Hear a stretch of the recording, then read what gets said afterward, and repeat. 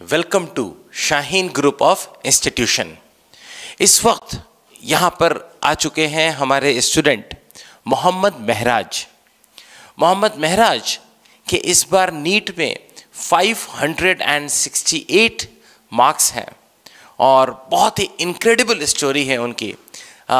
चलिए उनकी स्टोरी ज़रा उनसे ही सुनते हैं। वेलकम। एक बार ज़रा अपनी स्टोरी, अपने प्रिपरेशन जर्नी के बारे में सबको बताइए। मेरा नाम मोहम्मद महराज है। मेरे नीट में 568 मार्क्स आए हैं और मैं शाहीन का 2 इयर्स कोर्स का स्टूडेंट था और मेरा बैकग्राउंड बहुत पुअर बैकग्राउंड से मैं बिलोंग करता हूँ। मेरा 1 to 10 स्टडी एक गवर्नमेंट स्कूल में ही हुई, 1 to 5th, और उसके बाद में 6 to 8 और 9th और 10th तीन स्कूल थे, लेकिन तीनों के तीनों गवर्नमेंट स्कूल थे। और उसके बाद मेरा स्टडी वहाँ मिलने के बाद मेरे 10th में 97.12% आए। उसके बाद मेरे सर शिवानंद सर और राजू सर ने शाहीन कॉलेज के बारे में से पहले मेरे बसवा कुमार पाटिल सर थे, उन्होंने शाहीन कॉलेज का इंट्रोडक्शन कराया। और शाहीन कॉलेज में मेरे को डॉक्टर अब्दुल खदीर सर से 2 साल की फ्री एजुकेशन मिला मेरे को। इस वजह से मेरा मौका मिला, इस मौका को मैंने मेरे फ़ायदे के लिए मैंने इस्तेमाल किया। इस वजह से 568 मार्क्स आए। I will thank you to Khadeer sir and Abdul Khadeer sir and Basava Kumar Patil sir.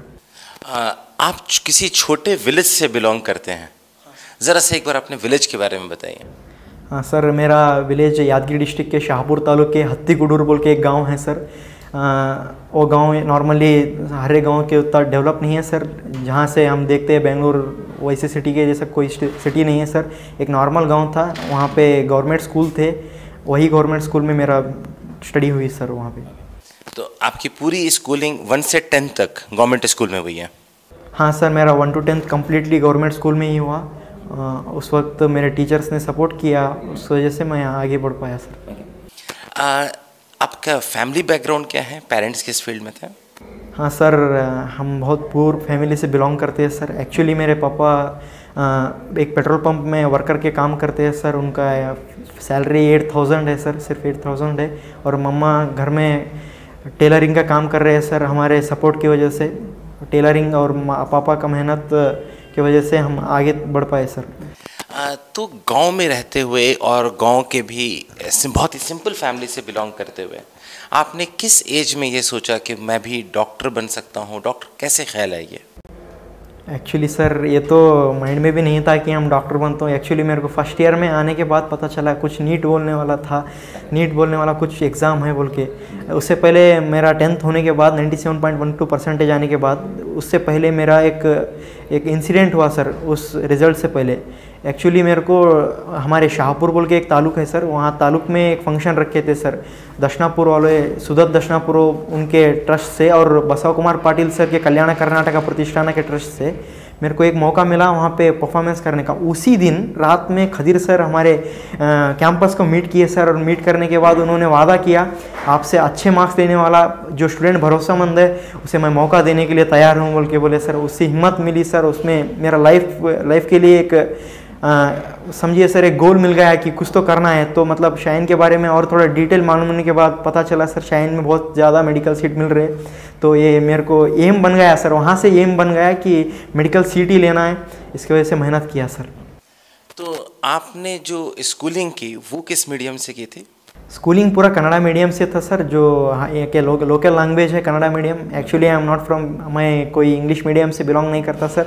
और एक्चुअली मेरे को जब एडमिशन हुआ तो 3-4 महीने कुछ समझ में नहीं आया सर। आप फिजिक्स पढ़ा रहे थे ना सर, उस वक्त आप बोले ना सर कि कुछ समझ नहीं आ रहा। वो कुछ समझ नहीं आ रहा स्टूडेंट मैं ही था सर। एक्चुअली उस वक्त वैसा पोजीशन था, डर था, कुछ भी नहीं होने वाला ऐसा डर था। लेकिन आगे कंटिन्यूएशन किया, मेहनत किया तो मार्क्स आने लगे, और थोड़ा ज़्यादा मेहनत किया तो और थोड़े मार्क्स आने लगे। अल्हम्दुलिल्लाह अच्छे मार्क्स 568 मेरे लिए तो बहुत अच्छे मार्क्स है सर, क्योंकि शाहीन में 680 टॉप है। लेकिन फ्रॉम इंडिविजुअली मेरे लिए आप क्वेश्चन किए तो मेरे लिए बेस्ट मार्क्स है सर। तो जब आप गांव के स्कूल से पढ़ रहे थे तो क्या गांव में कुछ ऐसे इंस्पिरेशनल लोग थे जिन्होंने आपको मोटिवेट किया? हाँ सर, इंस्पिरेशन तो हमारे सर से ही मिली सर, क्योंकि सर ही इंस्पायर करते हैं कि आप कुछ कर सकते हैं। क्यों, पूर्व फैमिली से बिलोंग हो गया तो क्या हो गया, मेहनत करने वाले कुछ भी कर सकते हैं। ये बहुत सारे बातें थे ना सर जो मेरे लाइफ में बहुत सारे चेंजेस लाए सर। एक्चुअली मेरे टीचर 1 to 5th में मीनाक्षी टीचर बोलने वाले थे सर। मेरे फर्स्ट स्टैंडर्ड से ही मेरे को कुछ तो स्पेशल बुक्स देना प्रोवाइड करने के लिए हेल्प करे सर। बाद में शिवानंद सर, मेरे राजू सर हो गए सर, मेरे मैथ सर सुरेश सर हो गए सर। ऐसे बहुत सारे टीचर्स हैं सर जिनका नाम मैं बहुत नहीं ले सकता सर, लेकिन वो लोगों ने मेरे लिए बहुत सारा इम्पैक्ट किया है सर। जब आप एकदम पूरे बैकग्राउंड से हैं, छोटे विलेज से हैं, तो शाहीन में रहने का कॉस्ट वगैरह आपने कैसे मीट किया?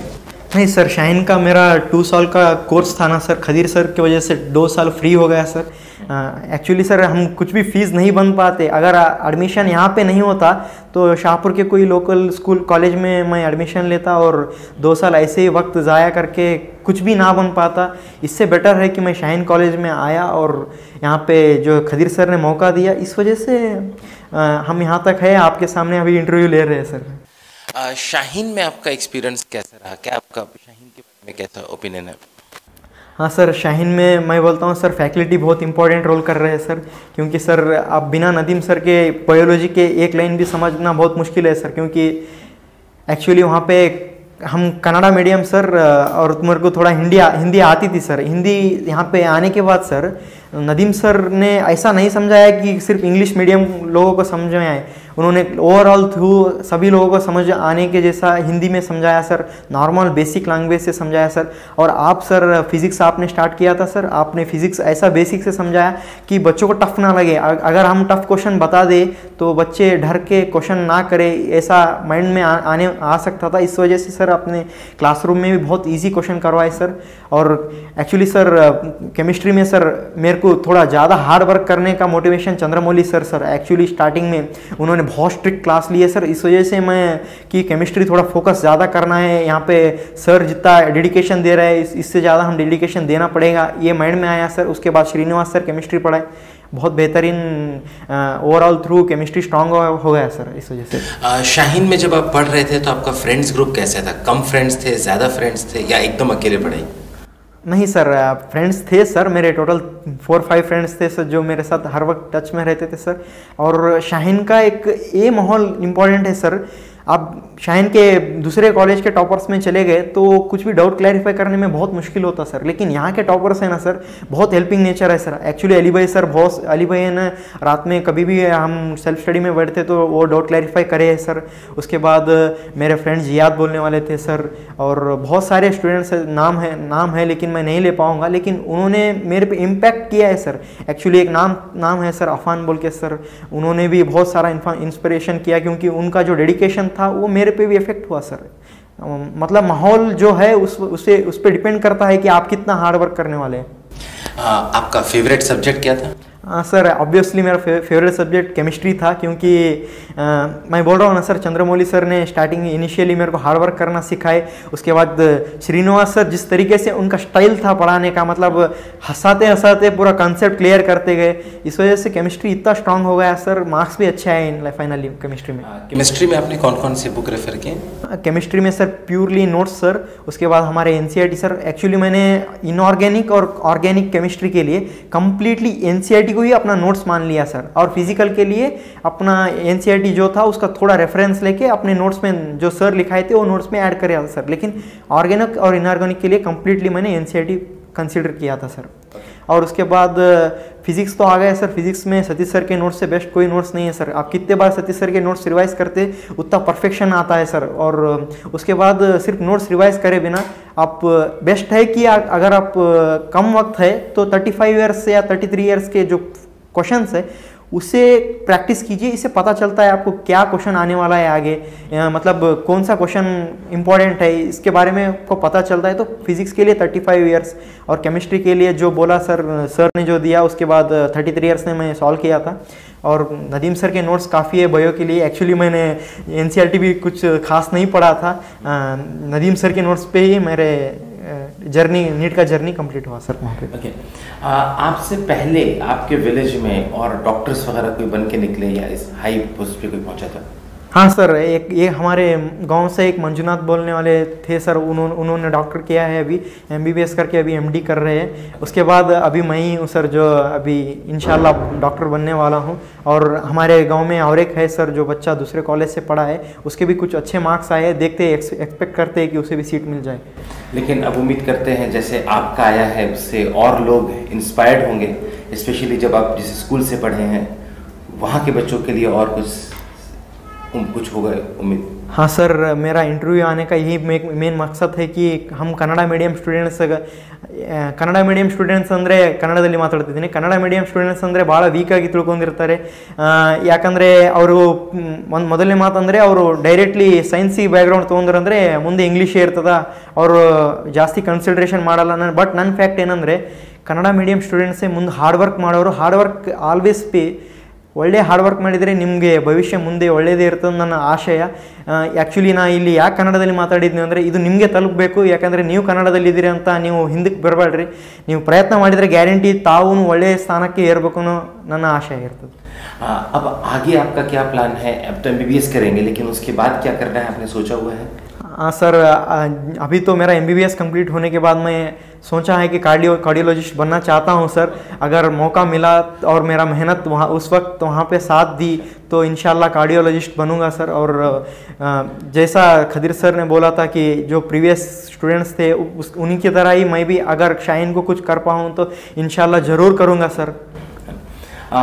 हमारे जो पहले के स्टूडेंट्स हैं उनमें बहुत स्टूडेंट्स हैं जो कि अपने बाद में अच्छे स्टूडेंट्स को आइडेंटिफाई करके यहाँ पे भेजते हैं ताकि वो भी जो है अच्छा कर सकें. डेफिनेटली उस चीज़ में पार्ट लीजिएगा. हाँ सर, ये इसका प्रोसेस मैं रिजल्ट के कंप्लीट होने के बाद ही स्टार्ट किया.